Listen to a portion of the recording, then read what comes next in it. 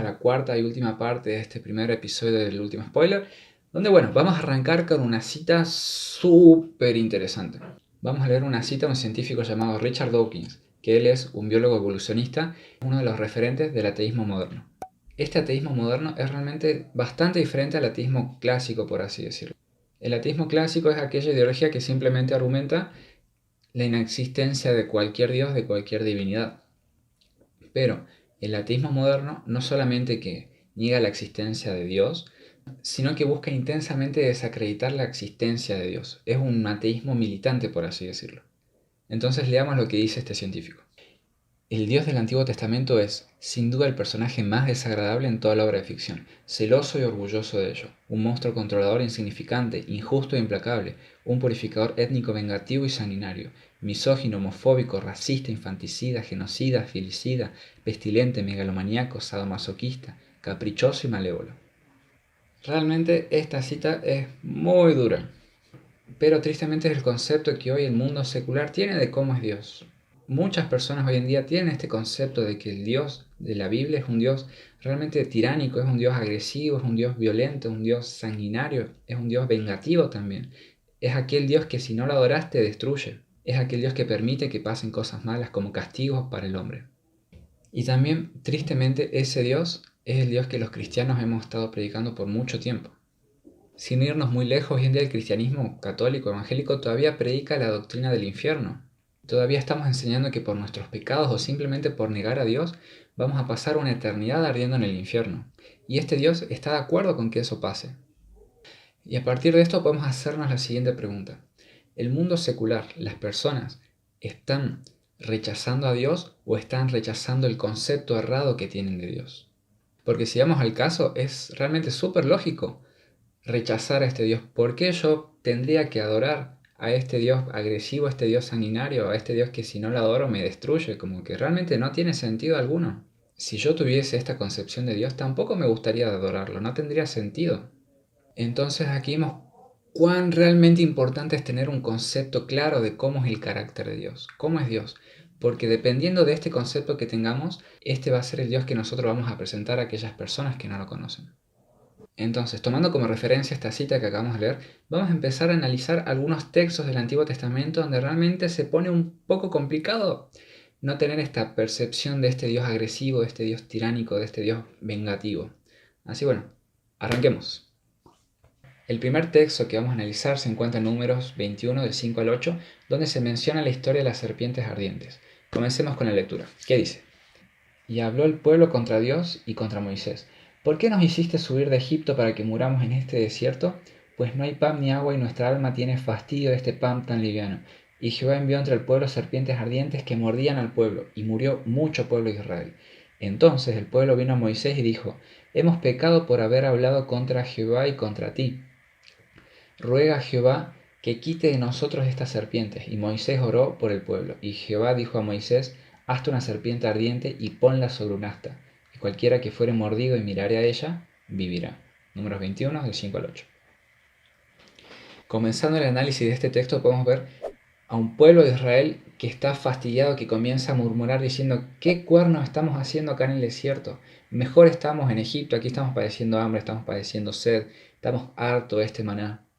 Y vemos en la siguiente escena que Dios, al escuchar esta murmuración del pueblo, se enoja y se enfurece y decide mandar serpientes ardientes. Ahí mismo dice, y Jehová envió serpientes ardientes, y cuenta la historia cómo el pueblo de Israel fue mordido y fue atacado y mucha gente padeció.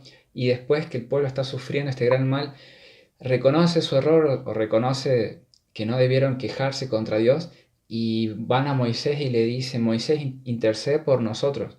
Y ahí Moisés ora por el pueblo, Dios escucha el ruego de Moisés y le da las instrucciones para que Moisés comience un operativo para librar al pueblo de este terrible mal. Y al hacer esta lectura realmente podemos percibir un poco a este Dios que si te quejas te manda serpientes. Es un poco extraño este versículo realmente. Pero vamos a leer unas citas que realmente complementan mucho el entendimiento sobre este tema. La cita se encuentra en Patriarcas y Profetas, páginas 456, y dice: Porque había estado escudado por el poder divino, Israel no se había dado cuenta de los innumerables peligros que lo habían rodeado continuamente, En su ingratitud e incredulidad habían declarado que deseaban la muerte y ahora el Señor permitió que la muerte les sobreviniera.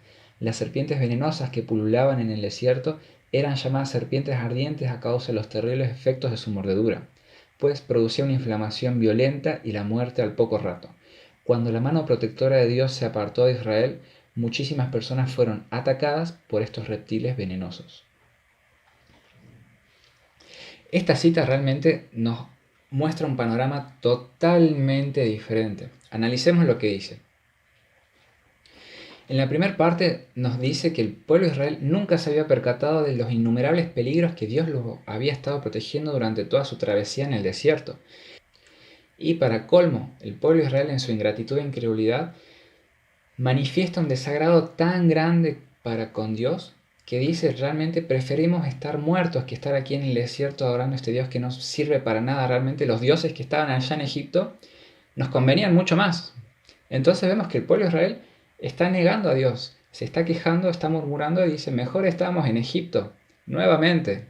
Y como ya vimos en estudios anteriores, Dios no puede permanecer en aquel lugar donde el pueblo lo rechaza, porque si Dios permaneciera igual, nos estaría como obligando a aceptarlo, pero aquí vemos que el pueblo de Israel negó a Dios, el pueblo de Israel rechazó plenamente a Dios al punto tal que deseó la muerte, y Dios, respetando el libre albedrío del pueblo, se retiró, pero se retiró también con su protección. Y vemos claramente que ahí la cita dice, cuando la mano protectora de Dios se apartó de Israel, muchísimas personas fueron atacadas por estos reptiles venenosos. Entonces podemos ver quien estuvo realmente detrás de este gran daño que recibió el pueblo de Israel no fue Dios, sino fue el mismo Satanás. Dios estaba cuidando al pueblo, permaneciendo con él, evitando que Satanás los atacara. Pero el pueblo, al rechazar a Dios, le pidió simplemente que se vaya. Entonces podemos ver cómo Dios, al retirarse, ese es el momento en el cual el pueblo de Israel es atacado por las serpientes. Entonces, ¿cómo podemos entender el versículo 6 que dice, y Jehová envió serpientes? Nosotros ya vimos en la aplicación de cómo Dios destruye, en la experiencia de Jerusalén, que Dios, al retirarse, indirectamente permite que la ciudad sea destruida. En este caso se aplica también. Dios, al retirarse indirectamente, termina enviando serpientes. Pero nosotros vimos que Dios no se retira porque quiere. Dios se retira porque el mismo pueblo de Israel lo termina siempre rechazando. Y al ser rechazado, Dios se aparta y al apartarse es que el pueblo de Israel termina siendo víctima de los ataques de Satanás. Entonces, continuando la narrativa ahí de estos versículos, vemos que después que Dios se retira por ser rechazado por el mismo pueblo, el pueblo después de comenzar a padecer las consecuencias de esa decisión, como que van y vuelven a Moisés y le dicen, Moisés, intercede por nosotros, pide a Dios que vuelva, que estamos arrepentidos de este mal que hicimos. Y vemos cómo Moisés al instante intercede y también vemos cómo Dios al instante le dice a Moisés, Moisés, haz esto, haz aquello, y aquellas personas cuando vean aquella serpiente fundida levantada, van a ser librados de este gran mal. Y podemos ver cómo Dios, a pesar de ser rechazado, es un Dios de amor que indiscutiblemente Él vuelve cuando nosotros pedimos por Él. Muy bien, chicos, y ahora pasamos a la parte de la 10ª plaga que ocurrió obviamente en Egipto, ¿sí? Y vamos a leer el versículo Éxodo 12:13. Dice, y la sangre os será por señal en la casa donde vosotros estéis, y veré la sangre y pasaré de vosotros, y no habrá en vosotros plaga de mortandad cuando hiera la tierra de Egipto. Entonces, ¿qué es lo que queremos destacar en este versículo, chicos? Que se presenta a Dios como el destructor, ¿verdad? Como el que hiere la tierra. Ahí como dice,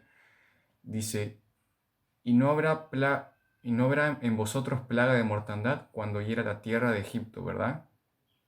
Y ahora vamos a ver lo que dice el espíritu de profecía sobre este versículo, ¿sí? Dice, bueno, sobre la 10ª plaga en general sería. Dice, los que hubiesen dejado de cumplir las instrucciones del Señor habrían perdido su primogénito por mano del destructor. Y ahora les voy a comentar por qué está resaltado destructor, ¿no?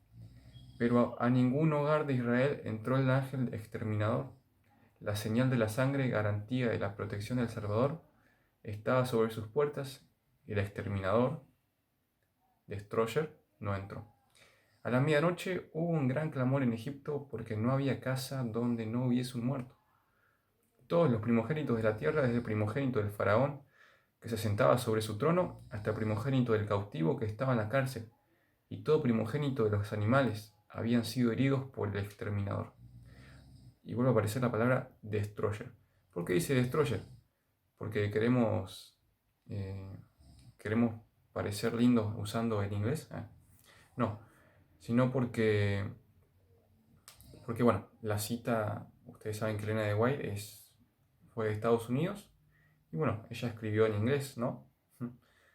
Por lo menos se sabe que no tenía todavía el don de lenguas como para escribir en español, ¿no? Así que, bueno, eso fue una broma.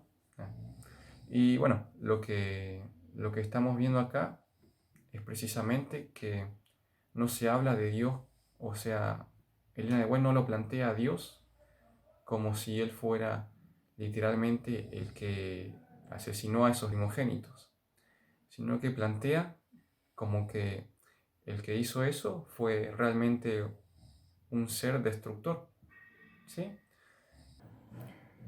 Muy bien, entonces vemos que el rol de Dios es proteger a los que pidieron su protección, ¿verdad? Como ahí con los israelitas que tuvieron que pintar su puerta con la sangre del cordero. Entonces vemos que ahí el rol de Dios era el rol de protector.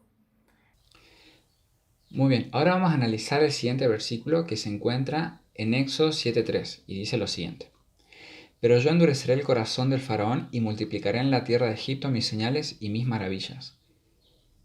Realmente cuando yo recién estaba entrando a la iglesia y leí este versículo como que me causaba muchísimo ruido. Me parecía súper raro y no entendía por qué aquí Dios está afirmando que Él intencionalmente va a endurecer el corazón de Faraón para manifestar su poder, para hacer más evidente sus milagros, por así decirlo.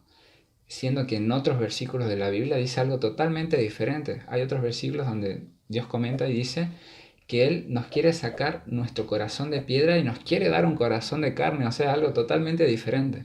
Y realmente me causaba mucho ruido y no entendía. Pero en el momento que leí esta cita realmente me abrió totalmente la cabeza. Leamos qué dice la cita que se encuentra en el Deseo de todas las gentes, página 289. No es Dios quien cega los ojos de los hombres y endurece su corazón. Él les manda luz para corregir sus errores y conducirlos por sendas seguras. Es por el rechazamiento de esta luz como los ojos se ciegan y el corazón se endurece. Esta cita es realmente fantástica porque nos da muchísima luz respecto a este tema. Nosotros ya vimos en la experiencia de Job y también vimos en la experiencia de las serpientes ardientes que Dios se hace cargo, por así decirlo. Dios, al permitir que sucedan ciertas cosas, Él mismo toma la culpa a pesar de no ser Él el causante de ese mal, por así decirlo. Normalmente nosotros cuando leemos este versículo como que entendemos que Dios intencionalmente quería endurecer el corazón de Faraón, pero bajo esta nueva perspectiva que estamos viendo y con la cita que acabamos de leer, realmente este versículo como que agarró otro color. Utilizando los mismos principios que vimos en la destrucción de Jerusalén y los que vimos en la parte de las serpientes ardientes, cuando Jehová dice Jehová envió serpientes, aquí Jehová está diciendo Jehová está endureciendo el corazón de Faraón. Pero nosotros podemos entender que realmente Él lo está haciendo pero de forma indirecta. ¿Cómo podemos entender entonces este versículo? Ahí Jesús le está diciendo a Moisés y Aarón, cuando ustedes se presenten frente a Faraón, cuando Faraón escuche mencionar el nombre del Dios de los hebreos, el Dios de los esclavos, y que este Dios de este pueblo extranjero está reclamando por ellos, Faraón va a endurecer su corazón, a la luz que está recibiendo.